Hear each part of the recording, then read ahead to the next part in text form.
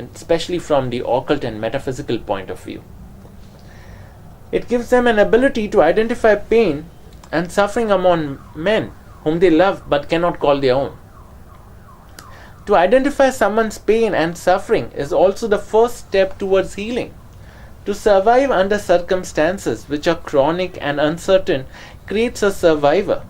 Success and acceptability are momentary, but the ability to survive is a lifelong experience, irrespective what others think of you or the manner in which they treat you. Being shameless, insensitive, and ruthless is the need of the hour. Irrespective what you do for a living, and this applies to people from all walks of life. Your enemies can snatch your success or your worldly belongings, but no one can snatch your ability to survive. If you have acquired this life-giving skill, then it is yours and only yours. I hope this article or blog of mine is useful to the reader in some way. Let me make it very clear, as a human being, I am no one to judge others. It is a privilege I do not enjoy, nor am I capable enough to indulge in it. To each his own. However, I have immense respect for the patrons of the goddess. I do wish, pray, and hope that every soul out there who goes through this endless cycle of pain, humiliation, and suffering, who goes through the ritual of giving this pleasure, healing, and unconditional love to men who are insensitive, shameless, ruthless, greedy, extremely selfish, and undeserving of this love. I hope that this very soul who is a patron of the goddess finds happiness and spiritual prosperity in every sphere of her life. Amen.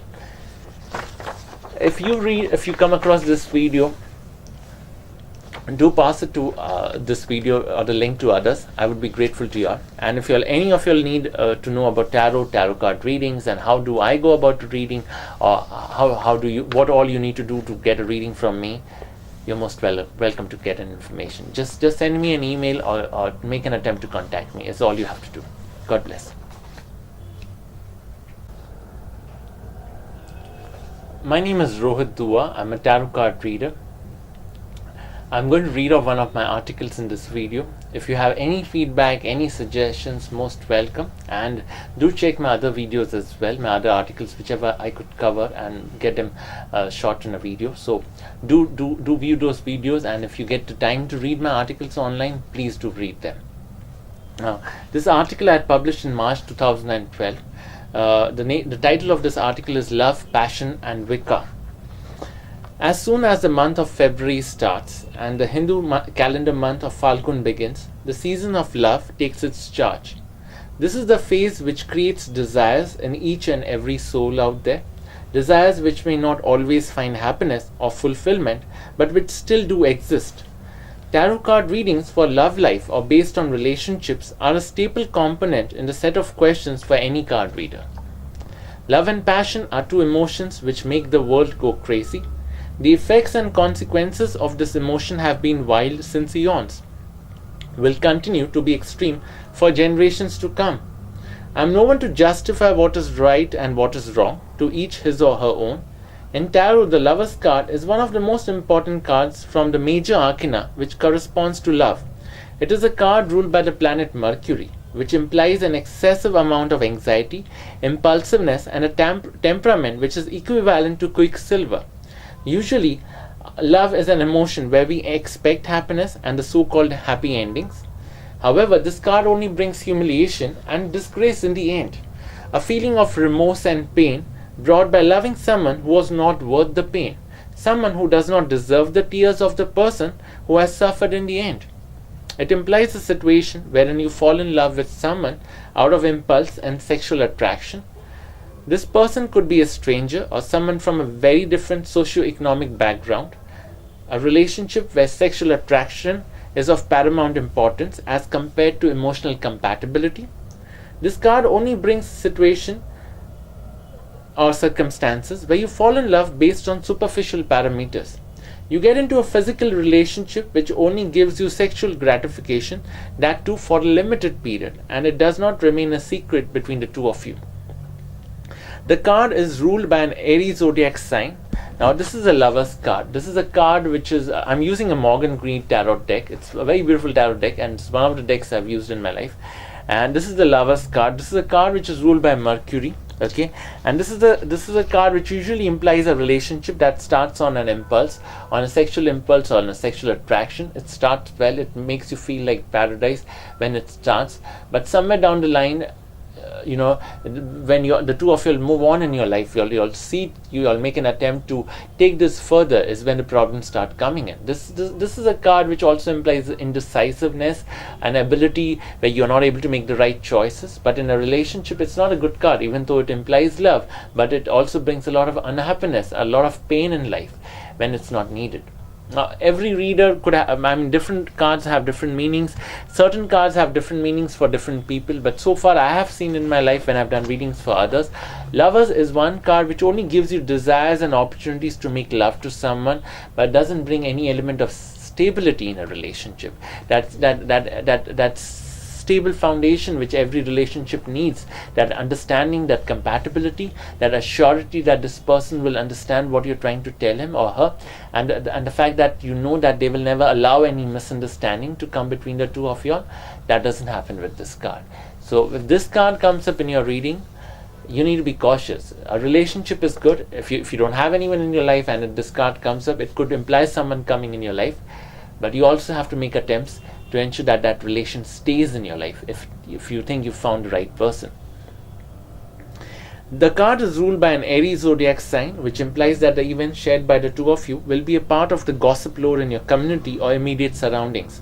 For any relationship to survive the test of time, it needs to have a solid foundation, mutual trust, and an understanding that the two of you will eventually settle down.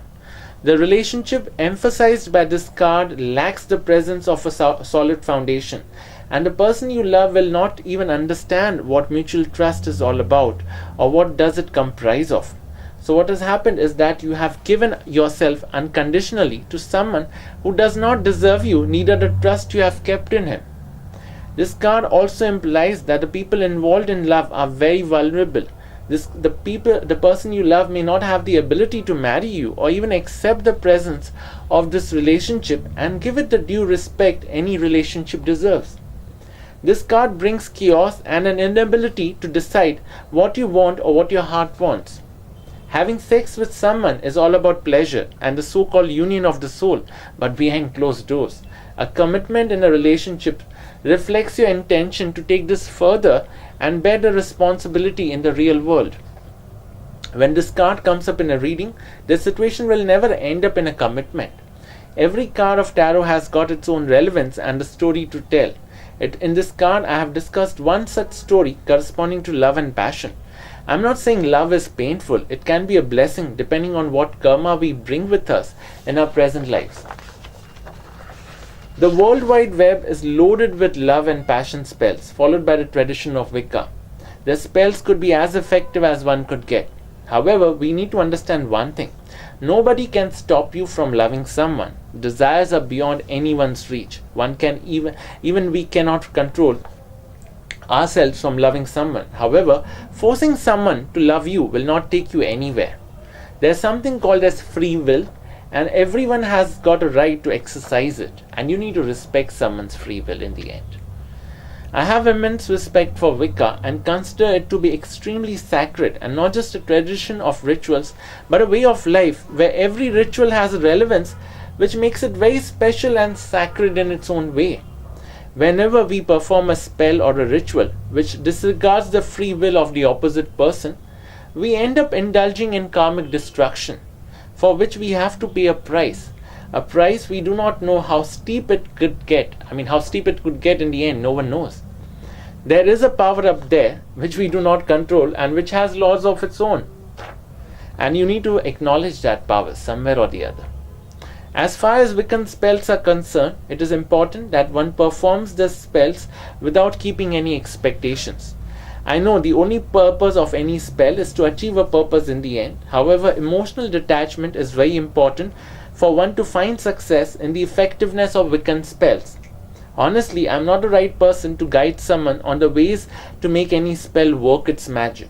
I have been a huge fan and admirer of Ipsita Roy Chakravarti, and especially her opinion, especially her work and life. I've loved her books and the work that she does. I've read 2 of her books, Beloved Witch and Sacred Evil, multiple times. But let me clarify, I'm not saying I support her opinion or her views, especially the views that she has expressed through her writings, because some of her writing is controversial, and I don't think I'm someone who would comment on that. I respect people the way they are. I know one thing in life, that I'm no one to pass judgment or comments on someone else. And I only hope people prosper in their own lives. But I do respect her for her work and for what she's done. Honestly, for me, this is the soul of a woman who has stood the test of time, someone who has ruled her life in her own way, and by overcoming struggle which was as unique as the soul is. To follow a path which is lonely, and through a craft which has never received the respect it truly deserves. I have immense respect for this lady. I'm being very honest. I respect her immensely. She may be a bit immodest, but for someone who claims that arrogance is a virtue worth possessing, that seems to be absolutely fine. When one reads her book, one would realize that she is blessed with an exceptional talent and a very receptive soul. A soul that can see through people, superficial life and time, a skill and an ability that not many are blessed with. She has worked hard to learn her craft, which speaks for itself. Also learned it through the right channel. After reading her book, I know I have immense respect for this soul. She keeps referring her soul as barren in her book. However, for me, not many women would have made productive difference in the life of others the way she has done through her work. Our perspective and the way we judge people changes over a period of time. Although I do not advocate the idea or the practice of judging someone else, many years ago, for me, Mrs. Indira Gandhi was a woman who implied a ruthless and an autocratic temperament.